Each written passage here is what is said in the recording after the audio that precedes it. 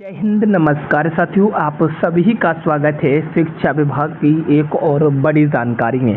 साथियों, शिक्षक स्थानांतरण पर बड़ी अपडेट आई है। 25 जून 2025 की बड़ी अपडेट है। बड़े बदलाव की तैयारी शिक्षा विभाग तैयारियों में है। अब सभी शिक्षकों का स्थानांतरण होगा।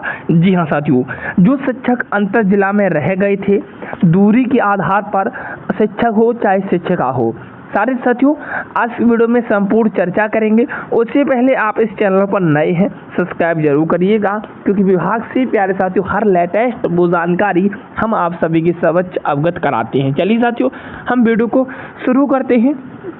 जो कुछ भी अपडेट है वो आपके समक्ष रखूँगा।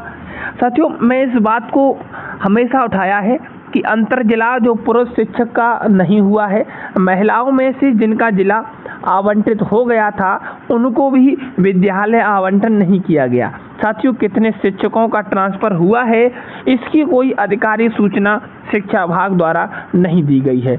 यानी कि आप सभी को हम बताते चलें कि मैंने पहले भी कहा था और मैं आज फिर से कह रहा हूं कि शिक्षा विभाग इस बात को स्पष्ट करे कि अभी तक हम कितने शिक्षकों का स्थानांतरण कर पाए हैं।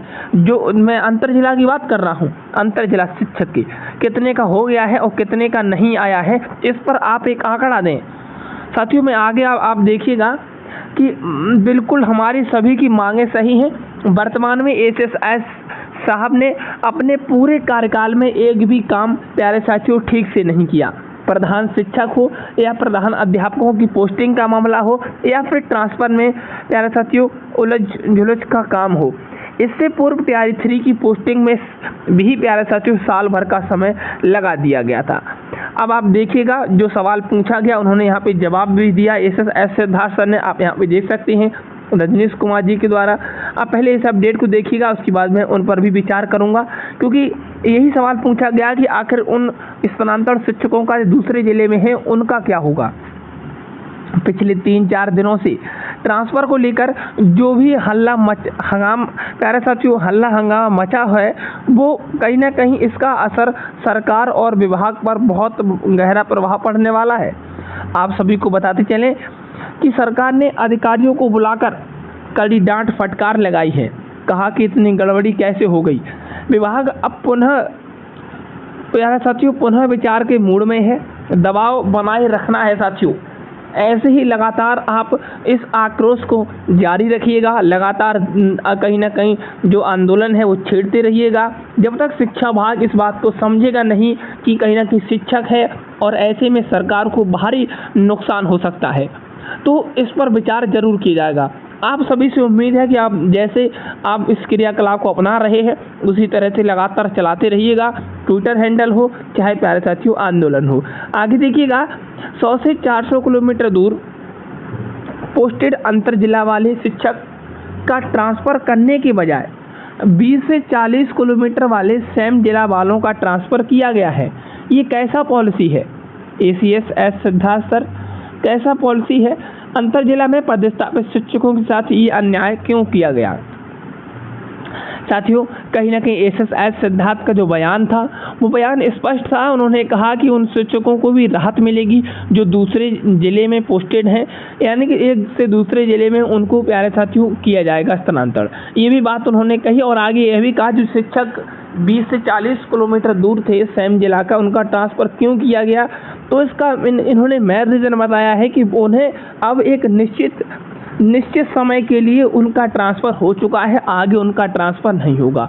अब आगे जो एक बड़ा समस्या है अंतर जिला वालों का, अब केवल उन पर ही विचार किया जाएगा और उन्हें अपने विद्यालय के और नज़दीक लाया जाएगा। ये बात शिक्षा विभाग के एसएस सिद्धार्थ कह रहे हैं। आगे देखिएगा, अगली जानकारी यहाँ पे देखिए, पूछा गया यही सवाल पूछा गया था और यही इस तरीके के आंसर एसएस सिद्धार्थ सर ने जवाब दिए। आगे देखिएगा, 30 तक योगदान नहीं करने पर तबादला रद्द कर दिया जाएगा। विभाग की तरफ से बड़ी अपडेट आई है। शिक्षा विभाग ने ट्रांसफ़र पर नया आदेश जारी कर दिया है।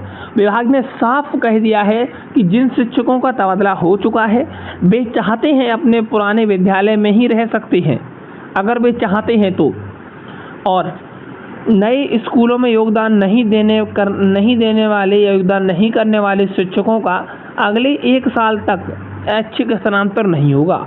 जी हाँ, अगले 1 साल तक यदि आप नई विद्यालय योगदान नहीं करते हैं तो आपका ऐच्छिक स्थानांतरण नहीं होगा। साथ ही साथ ऐसे शिक्षक 1 साल तक ट्रांसफ़र के लिए आवेदन भी नहीं कर सकते हैं। और प्यारे साथियों, बता दें कि 30 जून तक सभी को नए स्कूलों में ज्वाइनिंग करने को लेकर एसएस सिद्धार्थ ने कहा है। आगे देखिएगा, मूल विद्यालय में रहने की अनुमति में फंसा पेच। साथियों, शिक्षकों को लेकर शिक्षा विभाग के कर्मी तक इस बात को लेकर परेशान हैं। पहले से जिस विषय में शिक्षक हैं उसी में दूसरे शिक्षक के आवंटन के बाद अब आखिर क्या होगा। शिक्षकों का कहना है कि रैंडमाइजेशन में गड़बड़ी के साथ साथ ही स्थानांतरण के बाद भी मूल विद्यालय में रहने की अनुमति से भी इससे पेच फंस रहा है। जिन शिक्षकों का स्थानांतरण हो गया है वे प्यारे साथियों नई जगह नहीं गए। इसी बीच उन सीट पर अन्य शिक्षक का स्थानांतरण हो गया और नतीजन यह निकला नतीजा कि नए स्कूलों में एक ही विषय के 2-2 शिक्षक तैनात हैं। अब शिक्षा विभाग जल्द ही इन पर पुष्टि करे क्योंकि समस्या धीरे धीरे एक बड़ी बनती जा रही है। आगे देखिएगा अगली जानकारी। जिले के प्यारे साथियों बिना रिक्ति के भी शिक्षक हो गए हैं पदस्थापित।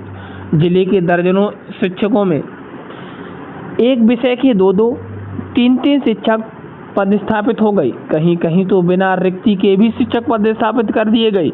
जिस विद्यालय में पहले से शिक्षक हैं उसमें भी शिक्षकों का स्थानांतरण हो गया।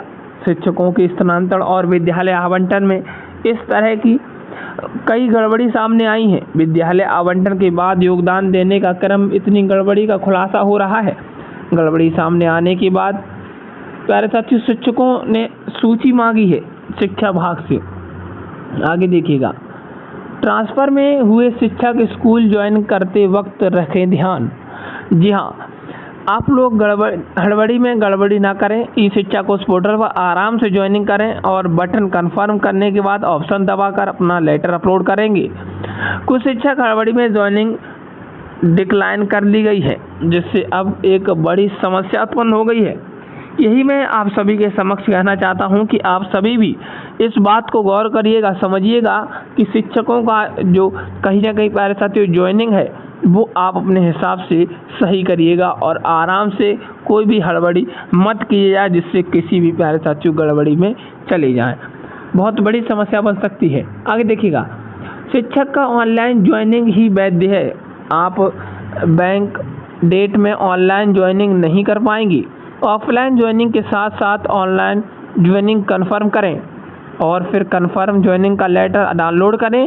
साथियों, ज्वाइनिंग कन्फर्म होते ही आप उस विद्यालय के स्टाफ हो जाएंगे।